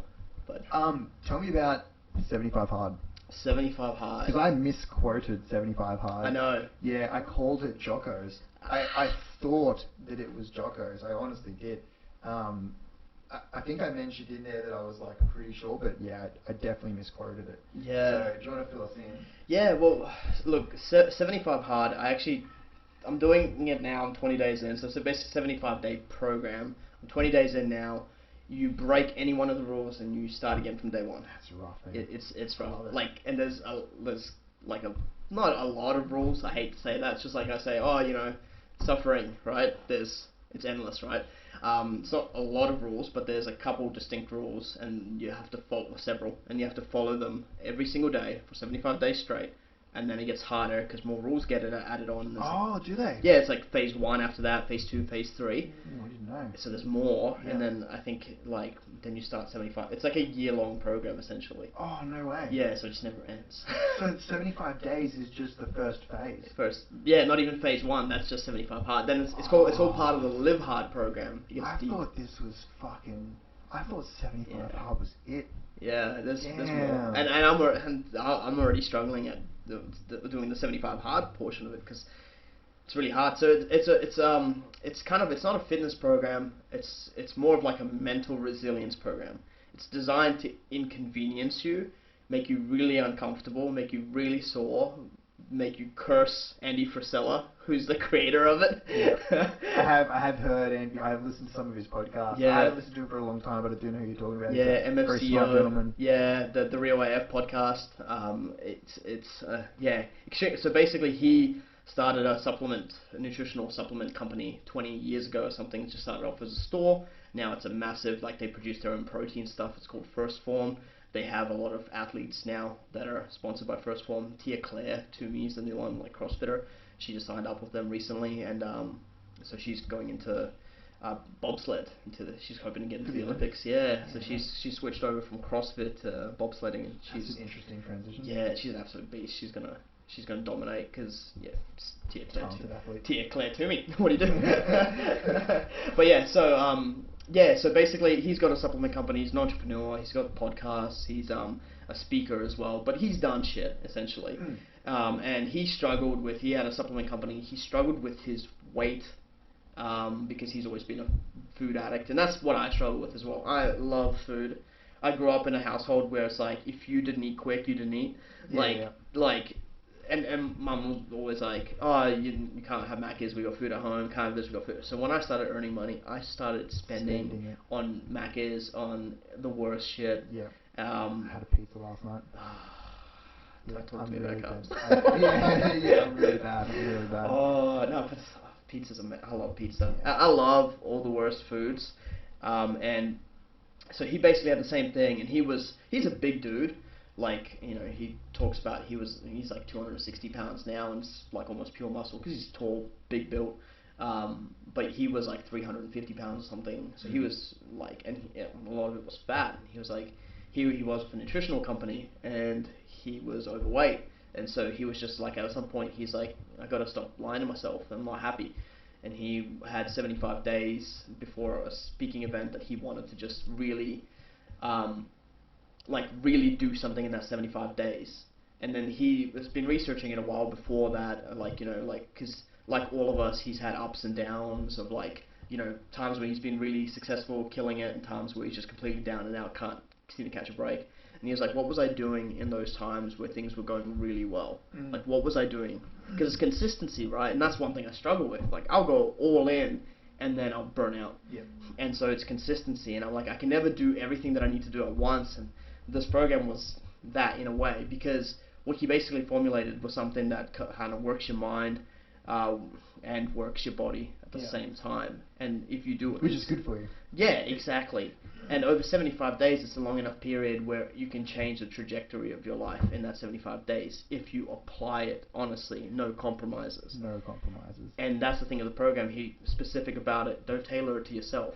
If you aren't doing the program, you aren't doing the program. Yeah. Like, there's no... Don't do it or don't. But there's no half... If it says read 10 pages, don't audiobook 10 pages. Yeah. For 10 minutes. Yeah. Or don't count the page where it's like the chapter ends and it's like a paragraph. Yeah. I've been tempted to do that. Yeah. Because I'm like, that's a page, right? Yeah. But I'm like, it's not a full page. So I'm like trying to add it up at the moment. I'm just like, okay, there's this much on that page. And I'm like, how many half pages? Yeah. But basically, the program is 75 days, and it's read at least 10 pages. And some people are like, they read 10 pages every day anyway. To them, that's easy. Okay, well, make it 30 pages for yourself. Yeah. Tell yourself what it is at the start and stick to it. 10 pages is the minimum. So 10 pages of reading, which for me takes like half an hour. I'm a very slow reader, especially because I read at night and I start falling asleep and I'm like, fuck, I gotta start this page again. Yeah, I do that. Yeah, I sometimes gotta read 2 paragraphs and be like, I don't know what the fuck just happened in each paragraph. I gotta read that again. Gotta read it again because you gotta intentively read. Yeah. And like, it's better to do it for. I don't like marking my books. So if he's like underlining every single line in the book next to me, I'm like, what the fuck are you doing in my books? Yeah. I'm still not at that point where I'm ready to write on the book, but yeah, read 10 pages. You got to do 2 workouts a day, 2 workouts minimum. They must be at least 45 minutes. You can't just include your drive to the gym or whatever. Like, it has to be 45 minutes minimum of actual working out, like whatever that is to you. One of those workouts has to be outside. Yeah, I like that. And it doesn't matter what weather it is. Of course it doesn't. It does not matter. Andy Frisella does not give a fuck if you get wet. No, because he lives in, where does he live? Like St. Louis.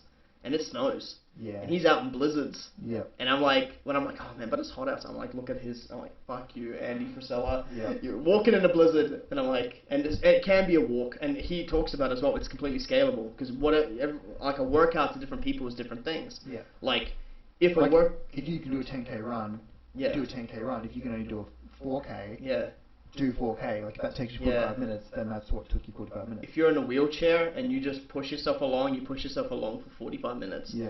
If you can only crawl, you crawl for 45 minutes. Yeah. Like, and that's walk, crawl, run, whatever you're capable of. Like right now, I've had to take my outdoor workouts back to just walking because between jiu-jitsu and the gym, I've just been completely knackered. Yeah, jiu-jitsu's not kind on the joints. Yeah, and the central nervous system. I don't know if you feel what I feel at the end of those sessions, but man, there's just something about my body that feels drained at those. Completely. At the end of those, it's just something a little bit different than I can go for a run. I can do 10k, not in one hit, but I can do 10k. Yeah. And at the end of that, yes, I'm fucked. My feet are killing me. My legs are sore. They'll be sore the next day.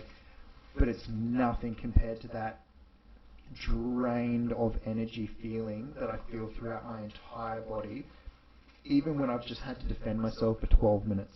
Yeah. Like, compared to the 2 hours it takes me to run 10k. I think with jiu-jitsu, it's just because your whole body's on. Yeah. And it's just it's actually a good way to your whole body. It's not like a bicep curl or benching. You know, benching. You're using your whole body, but really. Yeah. You know what I mean? Like your arms and your chest. Yeah. Your back turns on a little bit. Yeah. Your core engages. Yeah, you'd want to drive through your legs. Your legs are active you're doing it properly. Yeah. But you're right. It's not really. Not you're not trying to move. And in jiu-jitsu, they tell you work around the person, whatever. But when you're training, like when you're Rene Gracie and you're a black belt or you're Eddie Bravo, you know what I mean? And you're just like it looks so effortless. And to them, it probably is. They're probably so intuitive that they feel where the person's moving, and they never go head to head with the person's force for force. They're so good at that. But it takes decades to get to the point where you're like that. When you're just starting a year in, 5 years in, you're still going force to force at least some percentage. And so you wear yourself down like so easily, and because your whole body's, it's a lot. And man, my Grip strength. My grip is just like wrecked at the end of every session. Yeah. Like my hands can't open or close properly. Yeah. My neck, it feels like I'm being suffocated, like here, because it's the muscles inside my neck that they're really sore. When you start playing from your, like you're on your back and you engage in head or neck in any way, holding your head off the ground. Yeah. I don't know if that's the right thing to be doing. I'm not educated or skilled enough to know, but sometimes there's times where you got your head off the ground, you're engaging your neck muscles to hold your head off the ground. Yep. Try doing that if you never do it. It's fucking weird. It's shit turns on in your neck. Yeah, it's fucking weird. I pulled you away from that 75. Yeah. I want to come back to that because that was interesting. But the 75. So one of the workouts outdoors. Yeah. So 2 workouts. At least one has to be outdoor. 45 minutes each minimum. They can't be back to back. So you can't. You do have an hour and a half. Yeah, you have to like have some sort of space. He's not very clear about how long of a space, but I think people know instinctively. Like maybe if you allow a couple of hours or whatever. But you can't do them back to back, so... Because cheating, that's not one in the morning, one in the afternoon, or one at lunchtime, one at night, or... It's supposed to be an inconvenience, and most people are like, it doesn't fit their schedule. No, it doesn't. It's not supposed to. It's not supposed to. It's supposed to show you that you're more flexible than you think you are, and you can adapt. It's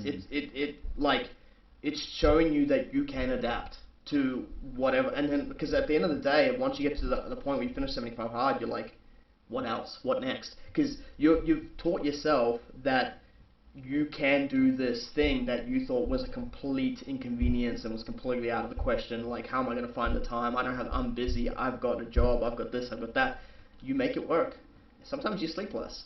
Yep. So good. I'm giving that up. I'm one of them. No, I know. I want my. For me, 7 hours. If I get anything less than 7 hours, I kind of almost go to bed angry. Yeah. I'm like, when I put my alarm on, I'm like, frowning at my phone. I'm like, damn it, 6.5 hours. Yeah. I know that feeling so well. Oh, so well. And I try and like calm myself down because I know I don't want to be like looking at the alarm going, okay, great, now I've got 3 hours left. Yeah. Otherwise you'll be thinking about it as you go, fucking 6.5 hours. Yeah. Sorry, back to 75. What were you saying? Alright, so 2 workouts. No cheat meals, so you got to follow a diet. Whoa. No cheat meals. So you can make up whatever diet it is, and it doesn't have to be a calorie deficit diet. It can be keto. It can be like, I'm gonna eat this, this, and this, and I'm not gonna eat this, this, and this, and I'm gonna do, like, you could be bulking during this. Yeah, so it's just a plan. But you need to stick to it. If you say you're bulking, then bulk. Like if you say you're gonna eat 5 meals. If you have 4, you failed the 75 day. Yeah, exactly. So you need, whatever it is, you got to be concrete about it. And I've started again multiple times because I've looked back and I've gone, no, I couldn't do it better. I've actually been really impressed at your ability to be like, start again. Do you see how many times I started again? I have, and I suck. And it hurts my soul because I'm like, is this the furthest you've gotten through it? No, I've gotten to day 46 and I've decided it wasn't good again, and I just started. It wasn't good enough, and I made myself start again.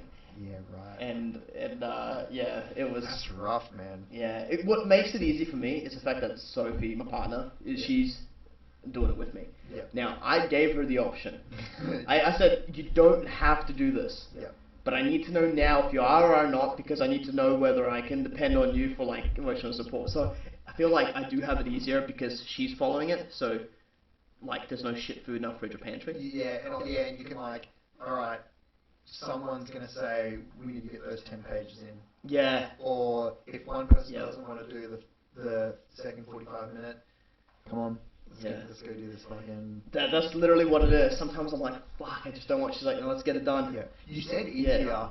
Like it's easier because Sophie's helping you. I wouldn't say that it's easier. I would say that you employed the correct tactics to achieve the inconvenience or to achieve the end result that you were looking for. Like if I said, okay, I'm going to do 100 squats today, and I took pre-workout, like I'm not cheating.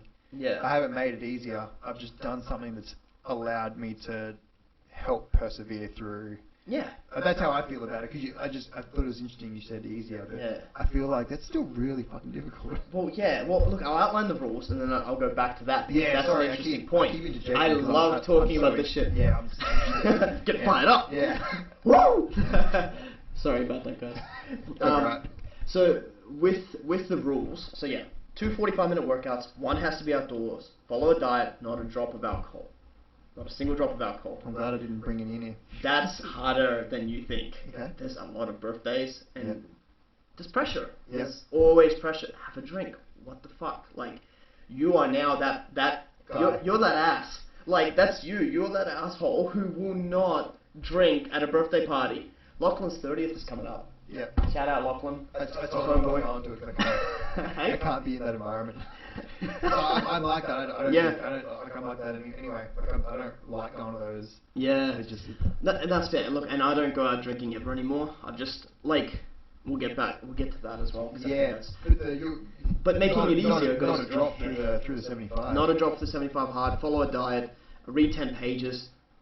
You have to take a selfie every single day. Okay. So it has to be like in your undies or whatever. Like you can wear a shirt if you really want, but like so you can see the progress. Yeah. And take the selfie every single day. You don't need to post it. I don't post my selfies. I think the world probably thanks me for that. Just woke up in the morning, like in my underwear, just having weighed myself, really furious at my scales, and then I'm just like, here, photo in the mirror. Feeling soft because it's 6 a.m. or whatever. Yeah, exactly. No pump, no sick pump from the gym. But yeah, so you take a photo and photo. Yeah, 10 pages. 2 workouts, 10 pages, no alcohol. No alcohol, follow a diet, no cheat meals. Follow a diet, no cheat meals. Yeah. Yeah, so it's a whole lifestyle change. But and the other thing is then it's accountability. It's like, you know, the reason I've started again every single time, and that's something that I'm actually like, I could have finished it and said I did it, but I didn't want to rob myself of the feeling of doing it right. I might still start again. I might get to a point 30 days in. And that's kind of like in life, like sometimes it's like that. It's like, do I just say good enough is good enough? Or, you know, they say, you know, good is the enemy of great. That's good. I like that. I haven't heard that. I haven't heard that. I like that. Yeah. But you know what's funny? Because everyone's like, oh, you know, like in Lachlan, he gives me shit all the time. He's just like, and Lachlan is who actually, that we met through Lachlan. Yes. Yeah. So, like, he's a mate of ours. He gives me shit. He's like, oh, why don't you just drink and then start again? Drink, start again. I'm like, oh, that's a dick move. Yeah, he's such a dick sometimes. Fuck you, motherfucker. No, I love him to bits. Yeah. But, like, it's true. I started again so many times. But you know what? I look back at the progress I've made mentally and physically through failing 75 hard. I've made more progress failing this than ever achieving anything easy. Yeah. You know what I mean? Like, failing this, I've been failing 75 hard pretty much all of 2020. You know what I mean? That shit got me through COVID. Yeah. I didn't have COVID. You're better for it. Better for it. I'm mentally in a better place. 75 hard all through 2020. That's maybe the best one you've ever heard. Put that on my tombstone. No, but it's like, it's hard because people are like, why don't you just let yourself win? Yeah. What happens when you get to the end of 75? So when you get to the end, then you start phase 1. I think I'm not clear because it's like almost like I haven't pictured myself getting there, so I haven't thought about it. I'm like, I almost don't want to think about it. Yeah. It gets to a point where I've been doing cold showers for like somewhere between 10 seconds when I'm running late. I'm always running late. I was an hour and a half late here. I'm always running late. It's one of my issues. 10 seconds is the minimum cold shower. Every time I shower, I have a cold shower after for like minimum 10 seconds. I try and make it 2 minutes when I can, right? And I've been doing that. But that's something that you have to do every day for at least 5 minutes on the next phase, I'm pretty sure. And then I think you have to do something else, and then it gets to the point of like random act of kindness every single day, and then you have to speak to 2 strangers every single day and strike up a conversation. Wow. This shit gets hard. Yeah, that could start getting really difficult. And then you're still doing all the 75 hard stuff on top of that, and you're still living your life and having a job and. Yeah. And then if you fail phase 1, do you start 75 hard again, or do you get to start phase 1 again? I'm unclear. I swear one of them, I think it's the last one, which is like I think phase 3. Any failure there is starting 75 hard again. Can you imagine getting to like day 25, I think, which is the last day, 25 or 35, phase 3, and then like failing.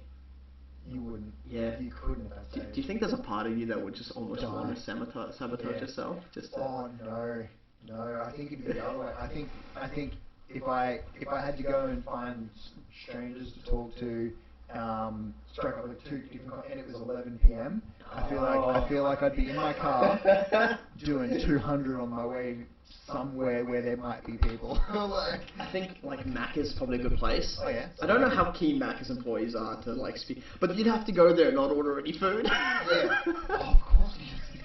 Just throw that in as part of your meal plan. Yeah. It just has to be planned, right? It just has to be planned. Like you can't following the same meal plan from phase 1 all the way to phase 3. That doesn't make sense. You got to change it up. Yeah, change it up. I have to eat Macca's once a week. Minimum 3 hash browns. If you do 2.5 and you bomb, you scoop all that back in and then you eat the rest of the. Order 3 more. Personally, that's it. No compromises. None at all. But yeah, so and that's the thing, right? Because you said like, what if you plan to have Macca's in your diet? But you know that would be cheating. Yeah. Like here's the fucked up part, right? It gets in your head. Yeah. Because you are actually, like when you really think about it, you're your best accountability buddy. Yeah. Because you can't lie to yourself. No. You can't bullshit yourself. Yeah. That's why I made myself start again so many times. Because I've tried. And then the other part of me is just there like, really? Like. Yeah. I know in that the little voice in your head that says, you cheated. Yeah. Yeah, like, your brain even does it on like reps at the gym. Yeah. Like there's times where I've got this thing about when let's say I'm doing like a shoulder press with dumbbells. I sit back in the chair, I put the dumbbells up, and then I get them above my head. Yep. That's not the first rep. Yeah. That's the prep. Yeah. That's now I'm in position to do my reps. To set up. Yeah. So because in my head I feel like if I park that there and I leave that there, then like let's say I do 100 reps by the end of the year. That's obviously a silly number, but as an example, then technically I've done like 110. Yeah. You know what I mean? Like I'm only I've worked harder than I counted for, and in that way that I can't really cheat myself in my brain. That being said, there's times where I've been doing burpees, and I'm like, I've got to get to 100, and I'm at fucking was that 58 or was that 59? Fuck it, it was 59. And then I'll get to 100 in my brain. I'll finish that workout being like, you did 99, you fucking cheat. Yeah. If there's even a chance that there's 99, you almost have to do that 101 or 102 to be safe. Just to be safe. Yeah. And I don't even know that I didn't do it. Yeah. But in my head, I'm like, you don't know, therefore there's a chance, and you know that you don't know, therefore, like there's a chance you did 99, so you're not doing one more, you're just cheating yourself, and like that eats in my fucking head. Yeah, and why would you want to rob yourself of the feeling when there's just in your own head, it's undeniable. Like just having that undeniability, like. There's nothing I can say to myself to fucking, correct this in my head. Yeah, like I did this. Yeah, like fuck you to that other voice. Yeah. Fuck you. Eat that. Man, the voice in your head. Like we've spoken about this about it eating it. I like the like having that voice in your head that tells you you're not. And I say good enough, but I don't mean good enough like you're unworthy or you're shit or you should hate yourself. Not like that, but just that voice in your head that says. You can do better than that. Why didn't you do it? Yeah. And that's what people don't like. And I struggle with this as well. And it's just realizing that it's not like a lack of like people. There's a whole body positive, self-love, love yourself for who you are. You're a pretty special snowflake, unique, one of a kind, person, right? And it's like. We're great in our potential. I don't see greatness inherently in who we just are. Like, there's nothing special about you. Yeah. And I say that in the nicest way. And I don't mean you, I mean you as all of us. Yeah, I forget who I was listening to recently, and they phrased it in a really good way. It's so detrimental to tell somebody that they're enough as they are. Jordan Peterson. Yeah, is that? It was Jordan Peterson. Yeah, it probably is. I don't want to cut you off, but he said that imagine telling a 16, because this is the example, because I only just recently heard this. It was imagine telling a 16-year-old boy Because remember, up until that age, you kind of think you got life figured out, and then you get them before 16, but you start getting boners when you're a fucking teenage boy, and you're like, what do you want from me? Like, you thought you had life figured out, and now you fucking got no idea what's going on. You're confused. Your hormones are everywhere. Like, imagine telling that kid you're enough, you're good enough. Yeah. When he doesn't even fucking know who he is. Like, no, you're not. You can do better. You can do better. It requires action, but you can do better. You can be better. You can be great, but it requires action. It's holding yourself to a higher standard. It's exactly what you're saying. It's holding yourself to a higher standard, and that's why that voice that makes sure that you don't cheat, because you're cheating yourself out of results, out of progress, out of happiness. And happiness is such a funny word because it's like it can be so misinterpreted, right? Because what brings you joy in the moment isn't necessarily what's going to bring you joy later on, or in hindsight, or that kind of like, you know, like when my whole life for all intents and purposes, fell apart 3 years ago, right? When it fell apart, like, what got me through it was not, oh, I have money, or I have cars, or, you know, I have, like, a hot girlfriend or something. Like, it was me. Like, I got myself, what I was capable of doing got me through it. And so I just started straight away, like, at that point, I was already going to the gym for, like, 3 months. And so I was just like, you know what, I'm going to double down. I'm just going to keep going to the gym late at night when everyone's like eating and drinking and sleeping and all this. I'm gonna be at the gym. I'm gonna grind. I'm gonna put in fucking work. And it's having that humility to step back. Like, I'm not special. I ain't shit. It's what I do. Yeah. And so what I do, and then as I do more, I become capable of more. And it's my capability is almost like the value that I have to bring to anything. And there's always going to be like you got to value yourself. You have some inherent value. Like, the human life is valuable. That's why we save lives. And we don't know their situation of what value they bring to society, but they have an inherent value, and we can agree to that. But that's not the kind of value that helps you sleep at night as a person about yourself. Yeah, it is a different value. I know what you're talking about. Like, the difference between, yes, okay, you're valuable in that I would help you if you were injured or sick. Yeah. But you don't just inherently have value in that I should do things for you because you're special or important in any way, shape or form. Yeah. Who you are and when I say who you are, I mean things that you do or the things that you bring to the table should be why people value you. Yeah, like what's that quote, you know, ask not what your country can do for you, ask yourself what you can do for your country. Yeah. Like, and that's something I've been thinking a lot lately. I'm like, what the fuck do I actually do for anyone else? Like, and that's something that, I have a lot of work that I still have to do, because I don't see myself as, like, you know, I go to work and I help people into their dream homes, and, you know, like every industry, it's full of people who may want to lead people astray, rip people off, and I'm like, okay, well, I know that my clients are safe with me, and so, like, and, you know, I take that work seriously, you know, I go above and beyond for my clients.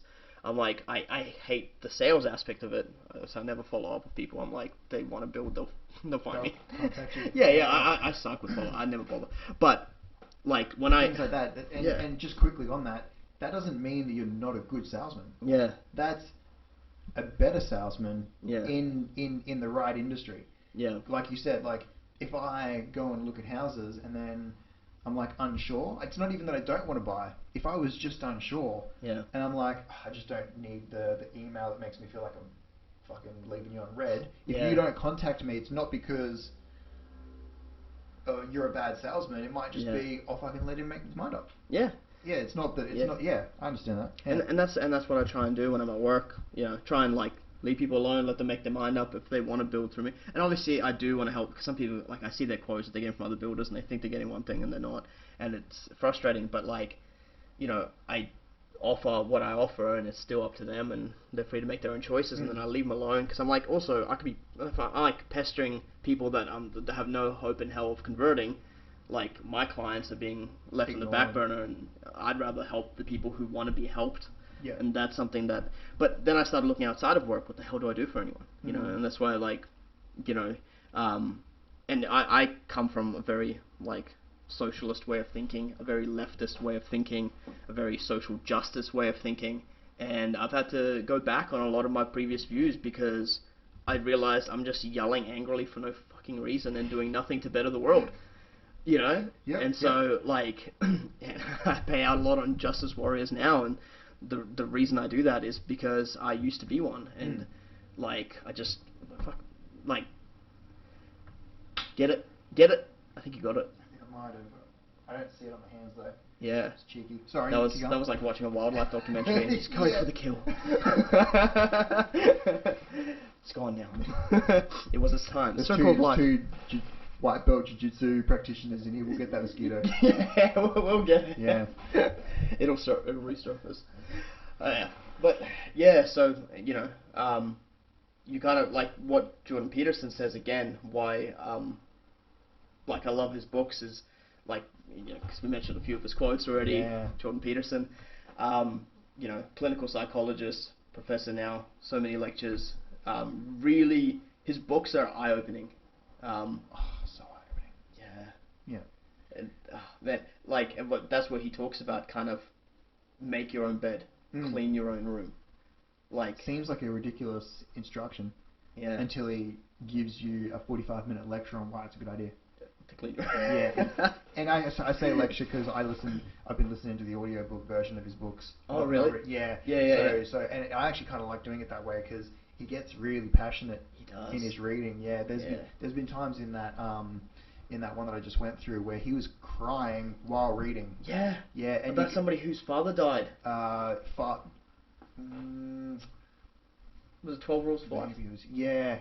I think it was someone. Yeah, sorry, no, you're right. Someone's father. Yeah. But he knew him. Yeah. Pretty intimately or something. I can't remember exactly how it all happened. Yeah. But yeah, and he literally was crying while reading it, and you could hear it in his voice. The emotion. And on the other end of the spectrum, he was also, you could tell when he was passionate about what he was saying and when he was happy about a story he was telling, and it's just ridiculously eye-opening in all of his instructions. There's a chapter about leaving kids alone while they're skateboarding. Yeah. And you go into that chapter thinking, this is a life, I understand it now. It's not necessarily don't annoy kids while they're skateboarding. There's like a whole reason why he talks about it, and it goes right into male masculinity. Yeah. And risk and danger, and there's like a big story behind it. But basically, it's just a fun way to title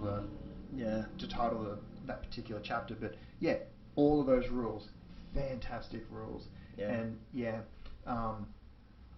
stand up straight with your back. What is it? Stand up straight with your shoulders back. Yep. Yeah. First chapter. Yep. Just perpetuating good things for yourself. And there's a fantastic reason for it. And he lectures you for 2 hours on why it's a good reason. And at the end of it, like, you're convinced. Yeah. You've really got no reason to not adopt it. It's evidence-based in a way. Like, he applies psychological principles that are well-tested, well-recognized, and he applies it to something so trivial what it seems like so trivial, but it's the mentality again, and he's just showing this as an example. Like, just what he says about stand up straight with your shoulders back is face your problems head on, and face the problems of the world head on. Be open to the experiences of the world, and don't close yourself off. It's like an open posture, and we know now that your posture affects how you feel about yourself in large ways. Like, the chemicals your body releases to make you feel superior or inferior is based off your posture. It is like a loop, and you can interrupt that loop at any time if you just know how. Yeah. And knowing how is so important, and that's why, like, you know, whether it's Jordan Peterson's books or I guess I just haven't found anyone who articulates it better than him. Yeah. But everyone should understand how their minds work, because when you have control of that, you've got control of everything. Yeah, because it's how you perceive the world. It all goes through your mind. It's one big filter, and the world is horrific or the world is great, and it's all depending on how you filter it, like the outlook you have. Yeah. Yeah, and that's that. That comes back to that what we were talking about with that little voice inside your head, like how you filter the shit that comes in. So some people want to be patted on the back and told they did a good job, and that's fantastic. If that works for you, that's awesome. If you're working out and someone comes along, yeah, you did an awesome job, that's great. That's awesome. If that fuels you, awesome. Surround yourself with people that do that for you. But some people, like myself, and I think like you, pretty much. So people like myself, we thrive on. You can't pick that up. Yeah. You can't deadlift that. Yeah. Are you gonna pick it up? Challenge me. Yeah. Tell me I can't do it because I fucking thrive on that. Tell me I can't pick it up or pick it up 4 times, and I need that. It's not that I thrive off the No, I need it. Yeah. If you tell me good job, Aiden, pat me on the back, I'm probably not going to try as hard for the next one. I'm not interested in that fluffy. I can't stand it. Yeah, and it's not bad. Yeah. It's not bad. It's just not me. No. It's not how I filter. Yeah. Yeah. So everyone's filters do. That's something that Beck and I actually spoke about recently because I think I was telling you yesterday that I say nasty shit to myself. Yeah. And I don't feel like it's that bad. Yeah. I just say it because I say it out loud. I call myself lazy or I'll do things like that. Yeah. And I don't dislike myself or anything like that. Yeah. But I say these nasty things because that's literally how I push myself. Yeah. And some people don't like hearing that. And I said something the other day. I actually said in one of the other podcasts. I said that walking is an exercise. Yeah. And I stand by that. But I also want to, because one of Beck's friends made some very valid points. Yeah. And I want to critique what I said, because I basically said, because in my opinion, walking is like what we're supposed to do. Yeah. You're expected to be able to do it. Our ancestors walked 40 kilometers until the deer collapsed from exhaustion. Yeah. So that we could eat it. It's not. That's why we have our knees lock out to conserve energy. Yeah. We're I think we're the only species that does it. Oh really? Well, the only. Don't fact check me. I'm going to make bold claims in human biology because I'm qualified to do so now. No, but I think we're the only, the only two-legged. Well, yeah, obviously. Bipedal knee locking out. None of the primates, animals that can stand on 2 legs, none of them have locked out knees. Yeah. So we're meant to sprint to escape danger, and we're meant to sprint and throw spears or whatever, or jump on an animal's back and then tire it out, and then walk extremely long distances, not in between. Yeah. Yeah. Yeah. And because of the way I filter that sort of stuff, when someone says I went for a walk, in my head, yes, 100% to Beck's friend Kelly, she was completely right. She's also a paramedic, so she's far more qualified to make these kinds of statements than I am. But basically, I don't consider it exercise because I would feel like I've cheated myself if that's all I did. Yeah, yeah. So the voice in my head would tell me that was an exercise. Yeah. Yeah. So again, like you said, yeah, how we view the world is super important because the way I filter shit, I'm not necessarily wrong. Yeah. I would feel cheated and I feel like I didn't do a workout if that was what I did for exercise. But some people, they don't want to suffer and they don't need to for what makes them actually happy. So for them to go for a walk and have done exercise, sure, the heart rate got up, they might have sweat a little bit, they've moved their body, fresh air, all that good stuff that comes with it. I almost want to say I've changed my position, but I still want to stand by it. But but what you said there made me think about that. Yeah, just because I said that doesn't make me right. Just the way I filter the world. Yeah. It gives me that view or opinion. Yeah, I think that it's relative to what you know that you are capable of. Yes. And what you've built up towards. Because for an extremely overweight person who hasn't done anything in the last 6, 7, 8 years, for them to get up and walk is a huge deal. Yes. And they might be carrying 100 extra kilos. That walk might be as much exertion as my workout. Yeah, exactly, or more. Because they might be carrying 100 kilos of dead weight on top. Yeah. And I always look at those people and I'm like, man, now that's something. And you're like, because I'm very optimistic. I like to see the good in people. When I see people who are extremely overweight, but I see them running, I'm like, man, they got the body of an athlete under there to be carrying that weight and running like that. Yes. I'm like, you keep going. You get it.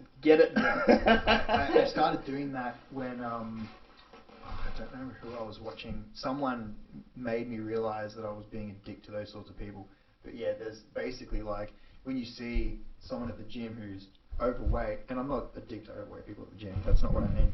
But just in terms of that person who's working out and they're doing that walk, they're grinding. Like, I have no position to judge that person grinding, because if I lived their life, I'd end up in the same pair of shoes on that treadmill that they did. That what they were exposed to, the traumas or difficulties that they went through growing up led them into certain things, whether it was bad eating habits, whether it was some, like, just whatever it is, whatever's put them to the position where they are right there, anyone could have ended up there. They ended up there and they're doing something about it. So it should be applauded and not judged. I definitely see that, and like, I look at how I was before I started taking a hold of my life and changed the trajectory and where I was headed, and I'm like, I just didn't know any better. You know what I mean? I didn't know any better until I did. And so it's like, you're ignorant until you're not, and then the trick is then, when you're not ignorant, to do something about it, because then you don't have an excuse. Like, once you know, but you're still doing, like, then it's like, you know what I mean? Like, I feel like ignorance is an excuse. You didn't kill that thing. It's still there. I was like, I thought it was like itchy in places. I'm like, it's been biting. I'm like scratching. I'm like, I just look like heroin addict. Cheeky fucker's getting around somewhere. He's getting. We'll get him. We'll get him. There's 2 white belts in here. Yeah, we'll he's bound to die. I had like a really awesome kill streak the other day. Sometimes, like, you know, okay. So what I do if like there's flies in my house, there's never one. If there's 1, there's 8. I don't know how the fuck this happens. They just, one gets in through the back door, just sneaks them all in. Come on, guys, get it. And yeah. So if the kitchen towel's like been there, you know, I use the kitchen towel to fucking swat them. That's a great idea. It works. I put it in the wash after. Let me just say that. but I know what you mean. But man, and I've become a ninja. I had like, you can ask Soph, she'll verify this. Like, I had like, man, I was chasing 8 flies around the house, and I was just like 1 hit, 1 kill. I felt like I was one of those ninja. Enemy at the gates, the sniper, bang, kill shot, reload, bang, kill shot. Yeah. I was just fucking these flies up left, right, and center. But then that makes up for, like, you know, if you look at your kill ratio of flies to swats, swats versus flies killed, I was only making up for all those times where I was like, just constantly breaking dishes and just destroying the whole house. Blindly swinging. And then this fly is just like mocking me from far, buzzing around. But yeah, so like, how do we get on this topic? Oh yeah, killing this thing. So I feel like I'm well practiced. So if this thing comes near me, you're on. I'm on. I've been waiting for this moment all my life, so to speak. But yeah. Do you want to wrap it up? Yeah, let's wrap. I feel like we could go on for easy another 2 hours. Oh, easily. We'll save that for another time. I think we did really well. Yeah. How long did we go for? We're 4 minutes short of 2 hours. Ooh. Yeah. Nice.